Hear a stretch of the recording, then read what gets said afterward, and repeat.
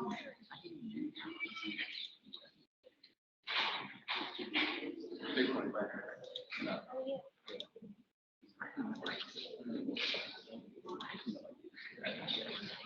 only know these one friends, right? I exactly know what the group was. Yeah.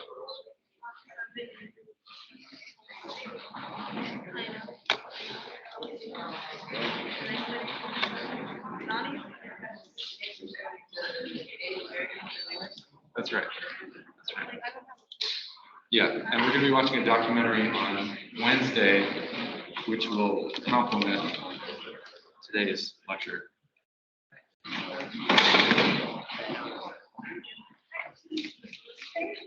Yeah. Although I think it's more interesting. We're just about to get started here. Yeah. One more minute. But somebody brought my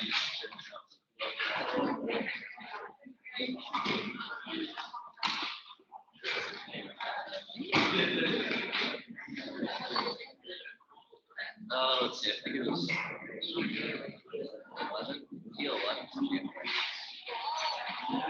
But I don't like this, but I could do it.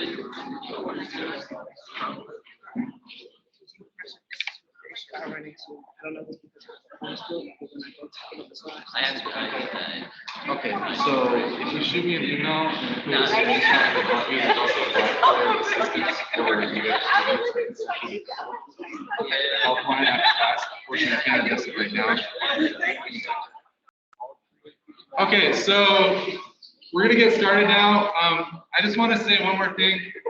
If you're having technical difficulties, please get in contact with your TA. They will get in contact with me, and we will do our best to make sure you have access to all resources on Blackboard and all recordings this week. So if you have any questions, let me know. I'm going to go ahead and start my lecture. So we've been talking about the South primarily for the last two classes. Today, we're going to talk about the West for the most part. And we're going to watch a documentary called Sitting Bull Lakota on Wednesday, which complements today's lecture. And then next week, we're going to talk about the North and the Midwest. So we're kind of doing a regional tour of the United States, if you will, in the period after the Civil War. So the key terms for today are Sioux Wars, Battle of the Little Bighorn, Wounded Knee Massacre, Dawes Act, and Susan LaFleche Pequot. The last individual you will know from one of the primary source readings for your discussion lab. Okay, so to discuss the issue of so-called Western expansion in the post-Civil War era, it's helpful to look at a map of the United States. So if you look at that map there, as you can see, the United States in 1866 looked rather different than it does today. It's a little hard to see from where you are in the seats, but what do you notice about the difference between the Western states and the Eastern states on that map?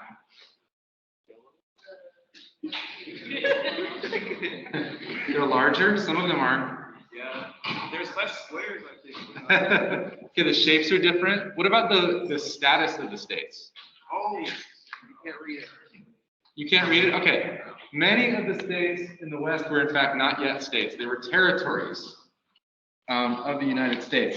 So if you look on the left side, there's a timeline of Western statehood. So Nebraska becomes a state in 1867, a series of other territories become states, and the last ones to become states are Alaska and Hawaii in 1959.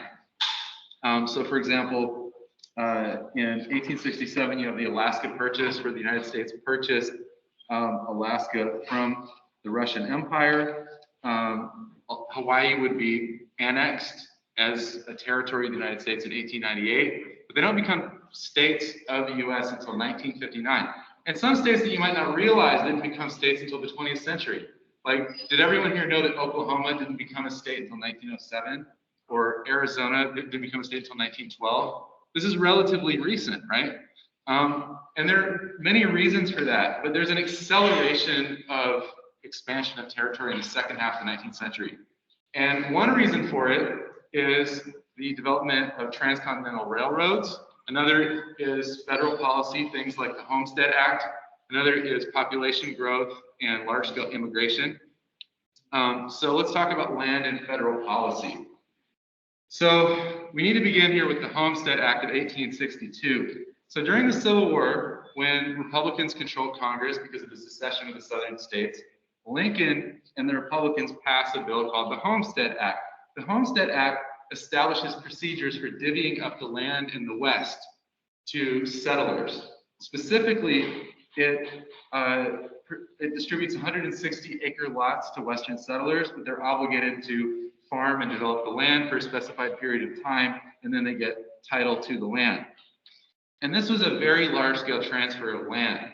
In fact, 270 million acres of land in the West were distributed to 1.5 million white American families after the Civil War. And I mentioned white for a reason. This was, as you might predict, for something passed during this period, inequitable with regard to Black Americans, for example. So there was actually a Southern Homestead Act in 1866, but only between 4,000 and 5,500 African Americans were ever able to get land in the West through the Homestead Act. So that's in comparison to 1.5 million white families. Just a few thousand African Americans were able to do the same. And that was related to Southern state governments being unwilling to provide land through the Southern Homestead Act to African Americans. Now, this land was not all part of the United States. One of the ironies of the Homestead Act is that the US government was providing this land, or promising this land, even though much of it was actually controlled by Native Americans and was unceded territory at the time. Moreover, you have huge business interests moving into the West, and perhaps the most important of these are the railroads. So a series of bills are passed through Congress between 1862 and 1866 called the Pacific Railroad Acts. So these are basically giant land grants given to private companies, and the companies can use the land to lay out railroad tracks and sell the same land to finance construction of the railroads. So these land grants didn't just include the land in which the tracks were laid, they also included all the resources that were on and adjacent to the land. So this included very lucrative timber, minerals, water, and other resources, including things like quartz and other kinds of rocks that were mined. And they cut directly into Native American lands. This was a massive transfer of land. So it's estimated by historians that if you put together all the land grants that were given to railroads, it would have been the third largest state in the United States, not including Alaska. But after Texas and California, the land grants constituted a land area that would have been the equivalent of the third biggest state in the United States. And it was transferred over to these giant companies like the Northern Pacific Railway, the Union Pacific. And the construction of the railroads was done largely with immigrant labor. So I'll just cite two particular examples, the Central Pacific and the Union Pacific. So the Central Pacific is built east from Sacramento, California, and the Union Pacific is built west from Council Bluffs, Iowa. And they famously met at Promontory Summit, Utah in May 10, 1869, and there was a golden spike driven into the ground to symbolize the meeting of the two transcontinentals, making it possible to take a train from New York City to Sacramento. The Union Pacific is largely built with Irish immigrant labor, whereas the Central Pacific is largely built with Chinese immigrant labor. There were some 20,000 Chinese workers employed in building the Central Pacific. You can see a picture of them at work on the right side on a different railroad, but similar to the Central Pacific. So there was a lot of corruption and inefficiency in the construction of the transcontinentals. So for example, in the case of the Union Pacific, the promoters created a shell construction company called the Credit Mobilier, which they used to skim government money from bonds and contracts, and they bribed congressmen. There was a huge corruption scandal that became public in 1872. But these were very large business investments and were extremely lucrative for a relatively small number of major investors. Okay, now all this land that is being claimed by the railroads and relatedly mining companies, agricultural interests, foreign investors, and of course, settlers' families, was historically part of Native American nations. Now, there are no really good demographic estimates on the number of Native Americans in the West. Some have said there was many as 600,000 at the time that the Civil War began. Others say there were maybe 340,000. So I'll just cite one recent estimate of the latter. These are extremely diverse peoples about whom it is hazardous to generalize.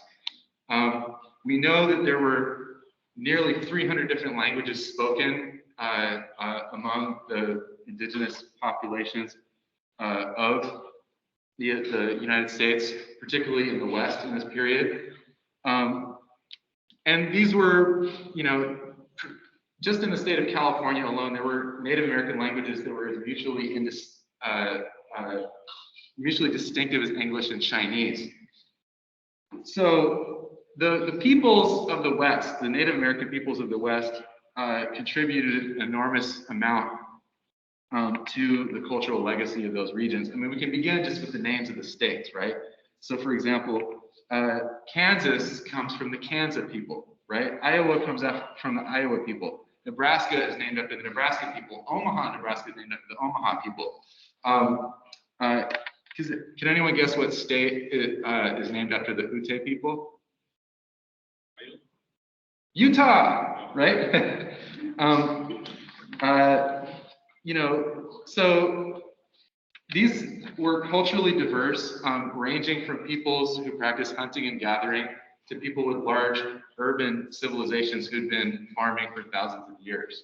For example, the Pueblo peoples of the Southwest and the Mississippian civilizations of parts of the Midwest and the South. Some of them were matrilineal and passed down property and kinship relations down through the mother's line. Others were patrilineal. Some of them could be considered very egalitarian and had little in the way of stratification within their societies. And then others were very hierarchical and stratified. For example, some of the indigenous peoples of the Pacific Northwest practiced slavery. There are some commonalities that we can speak of. So for example, most Native American peoples did not practice private property and land, although they did recognize private property and possessions. And one of the biggest cultural differences between European colonists and Native Americans was precisely the belief in the private property of land, the ability of an individual to fence it off as their own property and to hold it in perpetuity or pass it down to one's ancestors, or excuse me, one's descendants. Native Americans generally had a more collectivist approach to the ownership of land, although again, that doesn't mean that there wasn't stratification within those societies. But generally, hunting, foraging grounds, farming territories were held by the group. In terms of religious beliefs, European Christians, those who colonized the United States, beginning with the Pilgrims in Massachusetts and the peoples who settled in Virginia and other colonies, adhere to a great chain of being perspective on the relationship between humans and the natural world, according to which there was a hierarchy, the most perfect being at the top being God, below that being humans who themselves are divided into the king at the top, nobles below that, etc., down to the commoners, and then below that are various creatures down to insects. Native Americans had a much less hierarchical conception of their relationship with the natural world. They often believed that humans were part of an interconnected world that included plants and animals and natural elements, but their religions were diverse, and it's important not to romanticize or take a simplistic or sentimental view. I'll just cite one example of Native American cultures in the West. Many peoples from Saskatchewan in Canada all the way down to parts of Texas practice something called the sun dance. And the sun dance involved an event for which preparations could take up to a year. Ritual leaders from specific religious societies within a tribe would set up an encampment with a dance structure with a central pole, as you can see pictured on the left side of the slide. There would be complex rituals preceding the sun dance. The sun would represent the divine. Dancers would start dancing at a particular hour, and they would keep dancing for several days and nights at a time, during which they did not eat or drink. In some tribes, dancers practiced self-mortification, for example, piercing needles through the skin and attaching those needles to a heavy object, like a buffalo skull, and dragging it until the skin broke off. So this was one practice that united a wide swath of peoples from here in Texas up into parts of Canada. And actually, the Sundance was criminalized by the U.S. Secretary of the Interior and the Bureau of Indian Affairs in 1883, and it was illegal until 1934. So this is just a tiny, tiny little glimpse into the complicated cultural diversity that existed among Native Americans in the West. Now, these two maps depict, on the one hand, the homelands of Native American nations before colonial conquest. On the other hand, the location of Native American reservations. And I encourage you to go back and look at this slide on Blackboard because it tells you a lot about the causes of conflict between Native Americans and the U.S. government on the one hand and white settlers on the other. Because the reservations, as you can see, were located on a small fraction of the homeland of most of these peoples. And there was a clear conflict between the territorial claims of Native American nations and the designs of white settlers and various commercial interests such as the railroads. And as you can see, many of the battles that took place between the U.S. Army, for example, and Native American nations were associated with efforts by whites and the U.S. government to push them onto reservations that were typically a small fraction of their original territory. So the reservation system emerged out of this kind of bureaucracy established by the U.S. government for managing Native Americans. In 1824, the Office of Indian Affairs was created, and the Indian Appropriations Act of 1851 authorized the establishment of early reservations in Oklahoma. And beginning in 1871, with another Indian Appropriations Act, the U.S. government stopped recognizing Native American nations as sovereign, independent nations of the U.S. government and began to view Native Americans as wards of the U.S. government. But there's still a complex relationship between Native Americans and the U.S. government because, for example, reservations have separate court systems and tribal jurisdiction is not the same thing on a legal level as jurisdiction within particular states and localities. Okay, so I'm just going to give a small sample of some of the conflicts that occurred after the Civil War associated with the imposition of the reservation system, the onrush of white settlement, building the transcontinental railroads. And I'm going to talk about the Sioux Wars. So in 1851, the Sioux people of the Northern Plains signed the Treaty of Fort Laramie with the U.S. government. And the Treaty of Fort Laramie banned whites from the Lakota Territory. And in exchange for territorial cessions and an agreed to stop hostilities, the U.S. government promised 60 million acres to the Lakota people, quote unquote, for the absolute and undisturbed use and occupancy of the Sioux. And this included the Black Hills, which are considered sacred by the Sioux, as well as some other groups. So this is very important because it was supposed to keep white settlers out of the Black Hills and the U.S. government out of the Black Hills. In 1868, the Lakota Sioux signed the second Treaty of Fort Laramie, which forced northern tribes onto a reservation in parts of Montana, Wyoming, North Dakota, South Dakota. But settlers kept moving in, and there were rumors about gold in the Black Hills.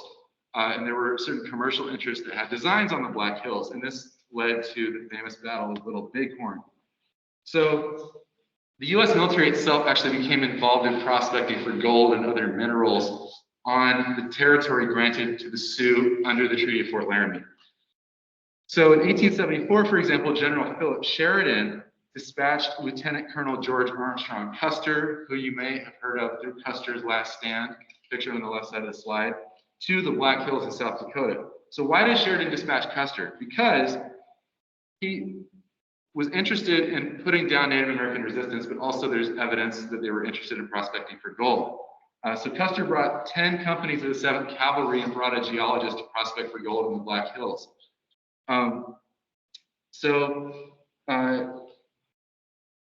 Now, this, of course, attracted resistance and opposition from the Sioux. And in 1875, the U.S. military dispatched another expedition, the third one under Colonel Richard Henry Dodge, also seeking gold. Specifically, in a private letter to General Sheridan, Lieutenant John Borg, who was operating under Colonel Dodge, wrote, "The main purpose of the expedition, as I understand it, has been accomplished in the discovery of gold. When word about gold got out to white settlers, they started rushing into the Black Hills. Lakota people took up arms and sought to resist what they saw as an illegitimate encroachment on their territory and a clear violation by the U.S. government of the Treaty of Fort Laramie. This then was a justification for the U.S. military sending in more forces to put down that resistance, despite the fact that the U.S. government was clearly violating the Treaty of Fort Laramie and failing to enforce it. So in 1876, the Lakotas and their allies gathered to resist the American invasion and try to keep white settlers and soldiers out of the Black Hills. One of their leaders, Black Elk, recalled that the Lakota were in their own country doing no harm. They only wanted to be left alone. So there are a series of battles with the U.S. military, and there's an early victory by the Lakota over the forces of General George Crook. Then in the summer of 1876, the U.S. military general Alfred Terry dispatched Custer again with some 600 soldiers to take down the Lakota. Black Elk recalled, "They came here to kill us." Custer's forces attacked a Lakota village on the Bighorn River on June 25, 1876. There was a battle in which Custer's forces were comprehensively defeated by the Lakota. Although about 31 of the Lakota were killed, 260 whites, including Custer, were killed in the battle. And in fact, some of those who fought against Custer had Cheyenne relatives, and Custer himself had participated in a massacre of the Cheyenne during the Civil War in 1868, or excuse me, after the Civil War in 1868. But the white press and government portrayed the Battle of Little Bighorn as a story of Native American aggression against innocent whites and viewed Custer as a martyr, with no word about the violation of the treaty, interest in gold, or Custer's own brutality. Ultimately, though, the peoples of the region, including the Lakota, are forced onto reservations over the course of the 1870s and 1880s. And with the imposition of the reservation system, there was a real challenge to the worldview of Native American peoples. These events undermined faith in traditional spiritual beliefs and also shook up authority structures within tribes. And they produced a growth in sort of millenarian, and in some cases, sort of quasi-apocalyptic visions. In 1888, a prophet from the Paiute tribe in western Nevada named Wovoka had a vision. And the vision was that Native Americans would one day regain control of the world and that whites would disappear. Wovoka believed that the Creator had given him a special dance called the ghost dance, which would make this happen. So the belief that performing the ghost dance would give the land back to Native Americans spread across the northern plains, and thousands of Lakota Sioux began performing the ghost dance. U.S. Army officials saw the ghost dance as a conspiracy and a sign of renewed Native American resistance, and they tried to stop tribes from engaging in the ghost dance. This led to the Wounded Knee Massacre of 1890. So on December 29th of 1890, the 7th Cavalry chased 300 Lakota ghost dancers to Wounded Knee Creek on the Pine Ridge Reservation in South Dakota, or what is now South Dakota. There's a confrontation between U.S. troops and a Lakota leader named Bigfoot. And there are conflicting accounts about this, but it appears that during a struggle, one of Bigfoot's followers accidentally set off a gun. In reaction to that, the 7th Cavalry started to fire indiscriminately on the Lakota people and the followers of Bigfoot. They killed 250 Lakota, over half of whom were women and children. Commenting on these horrific events, the Lakota leader Black Elk said, "A people's dream died there," that is, at Wounded Knee Creek. "There's no center any longer, and the sacred tree is dead." And you can see pictures on the right side of the slide of U.S. soldiers dumping the corpses of the Lakota after the massacre into this mass grave in the freezing cold winter. So the events at Wounded Knee are often invoked to mark the end of armed Native American resistance to U.S. military conquest of their lands, the so-called closing of the frontier, although that's often described in a way that is somewhat triumphalist and biased from the perspective of the white settlers. Now, it must be said, and I don't relish discussing this, there is a larger picture here, and increasingly historians are using the language of genocide to describe what happened to Native Americans. And one example of this is what happened in California. There are a number of award-winning books that recently came out making the case that Native Americans in California were the victims of genocide in the late 19th century. And you can see this, first of all, if you just look at the population numbers. It's estimated that prior to Spanish colonization in 1769, there were some 310,000 Native American peoples in what is now California. And by 1850 or 1848, there were only about 150,000 left. So the population had already fallen by around 50% during the Spanish mission and Mexican period. Because of disease, because of slavery, because of violence and mistreatment on the part of the Spanish and Mexican governments. Then, with the gold rush and the Treaty of Guadalupe, 1848, the subsequent gold rush and the influx of white settlers, the violence intensified. It's estimated by historian Benjamin Madley at UCLA that there were over 370 massacres of Native Americans by US soldiers and white settlers just between the years of 1846 and 1873 alone. At least 16,000 Native Americans were killed in these massacres by settlers and soldiers just in those years. And so, although a larger number died from disease, many were simply murdered. So the Native American population in California fell from an estimated 150,000 in 1845 to 20,500 in 1870 to just 15,377 in 1900. And in fact, the first governor of the state of California, Peter Burnett, in his first address to the state legislature in 1852, stated, "A war of extermination will continue to be waged between the two races until the Indian becomes extinct." Again, this is the first US governor of California. In fact, the state of California paid bounties to white settlers and militia members for bringing in scalps of Native Americans. Actually, a colonist could be paid 50 cents for every Native American scalp that was brought in, and $5 even for Native American heads in some counties in California.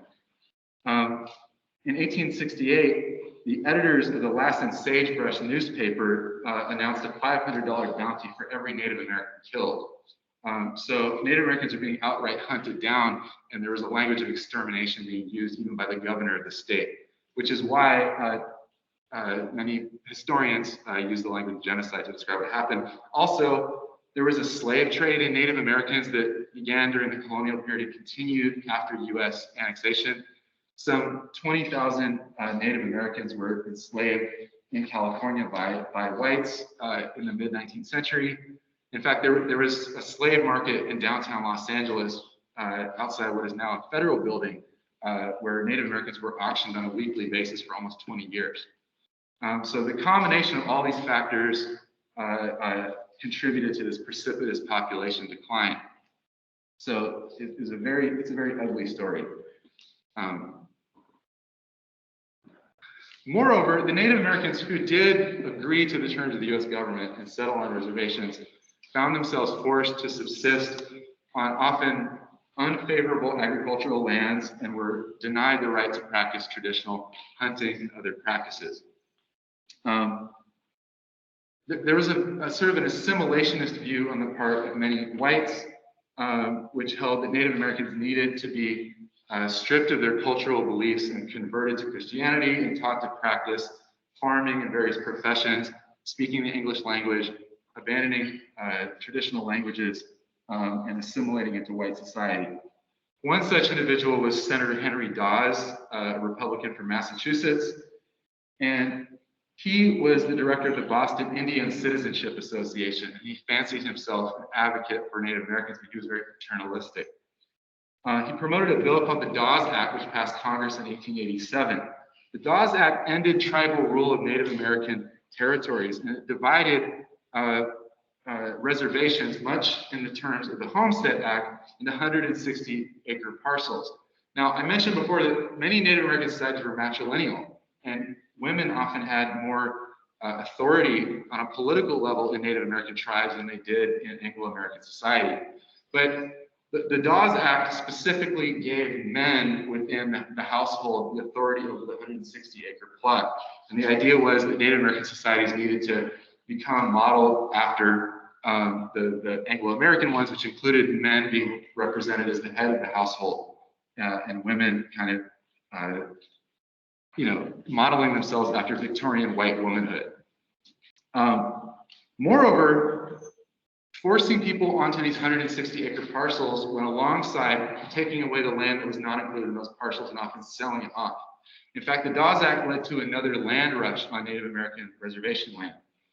It's estimated by historians that because of the Dawes Act, the land on Native American reservations fell from 155 million acres to just 77 million acres by 1900. And actually, the U.S. Department of the Interior put out posters promoting the sale of Indian lands for whites and various business interests. So you see this poster on the left side, it says, Indian land for sale, get a home of your own, easy payment, perfect title, possession within 30 days.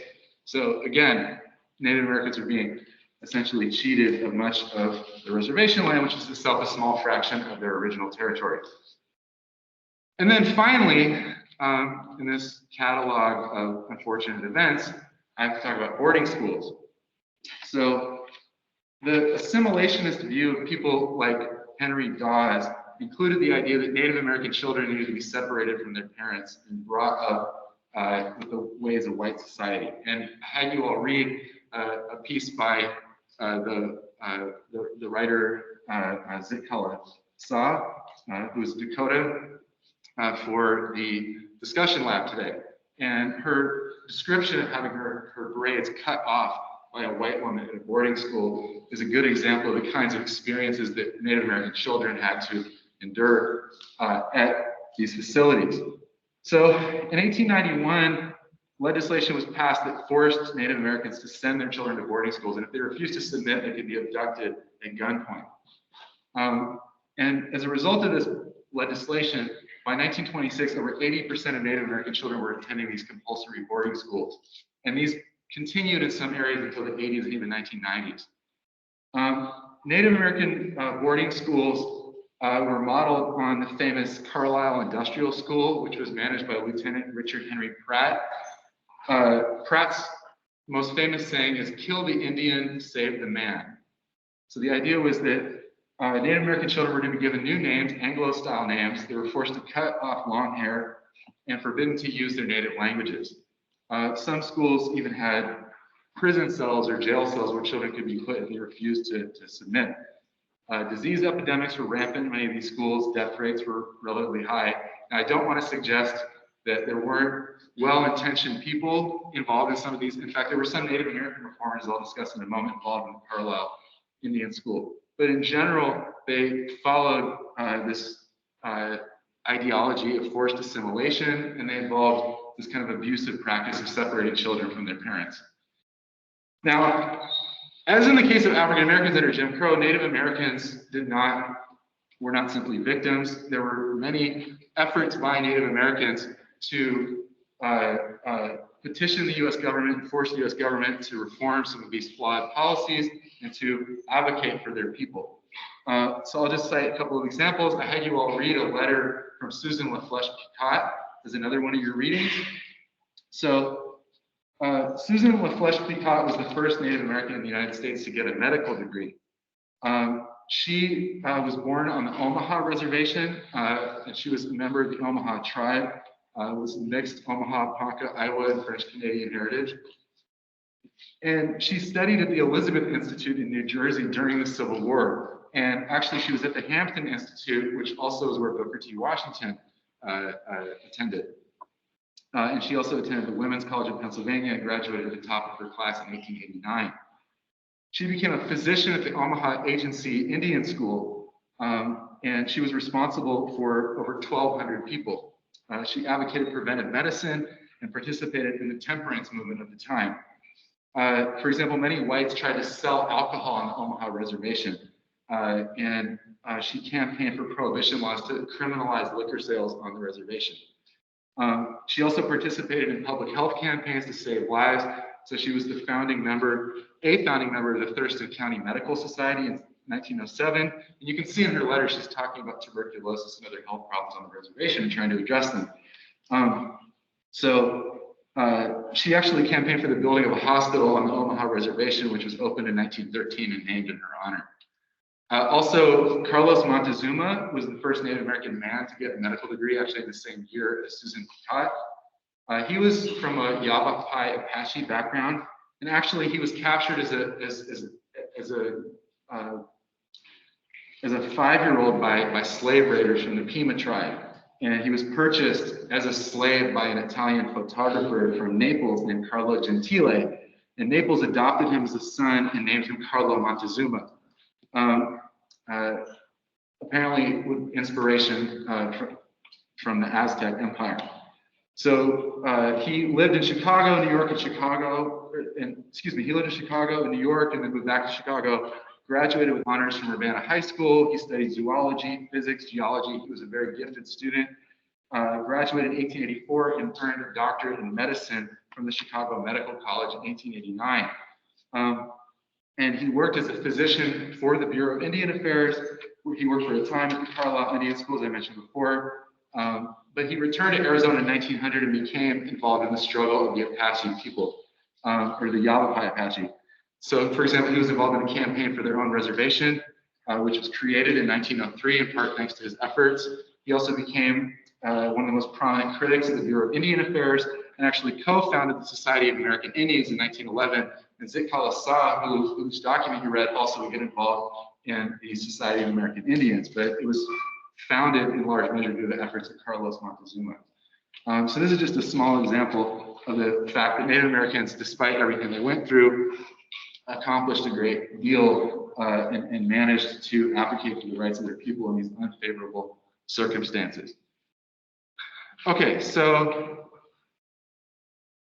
I'm going to open it up for questions now. Does anybody have any questions about what I covered?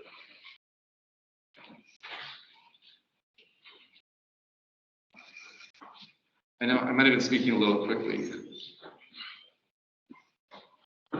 Yes. You said women, like political control, Anglo-American time. Did you ask me whether women were in political control of Anglo-Americans? Or Anglo-Americans saw women as control or in control? I would say that most Anglo-Americans had a Victorian view, which tended to repress women's rights. I mean, there were Anglo-Americans involved in the women's suffrage movement, but not all Anglo-Americans agreed, right? So Elizabeth Cady Stanton and Susan B. Anthony didn't think the same thing as someone like Roscoe Conkling. But in general, this is a period, of course, when women are disenfranchised, and also this is an era of coverture where upon getting married, women typically had to hand their property rights over to their husband, and women had little in the way of rights to inheritance. And in general, women had inferior legal rights in comparison with men. And Native American societies traditionally were not all the same with regard to gender relations, but as I mentioned before, some of them were matrilineal, and some of them women had substantial political authority, which was very different. Yes? Were Native Americans considered under the 14th Amendment? Well, as I mentioned, there was a loophole where they were not considered citizens until the Indian Citizenship Act of 1924. So none of the other Not if they were living under tribal jurisdiction, but if they were outside of tribal jurisdiction, then they did. Yes?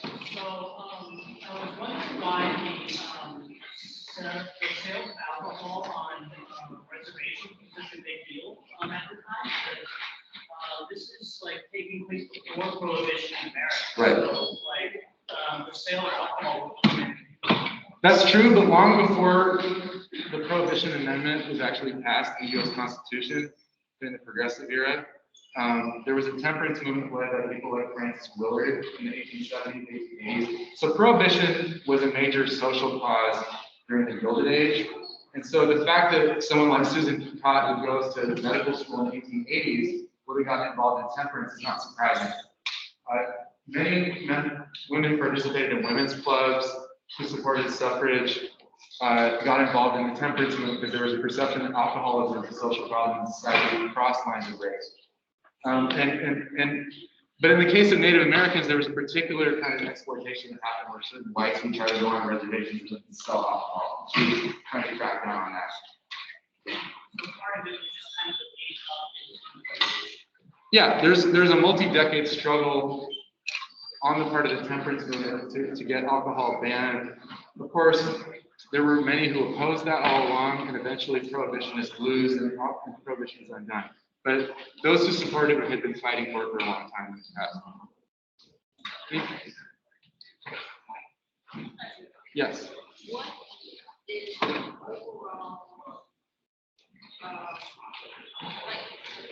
like just history or here, just have to know these what is the purpose, understanding. Yeah, well, I would argue, as I mentioned in the syllabus, that without knowledge of these historical events, you will have less understanding and less context for making sense of contemporary events. So, for example, these events matter for today's Native Americans. If you don't know about the genocide in California, you would have a hard time understanding some of the legal battles that are happening right now in the state of California. Right. So understanding how the reservation system came about will help you understand the contemporary reality of the United States. So this history matters. Yeah. Any final questions? Comments? Yes.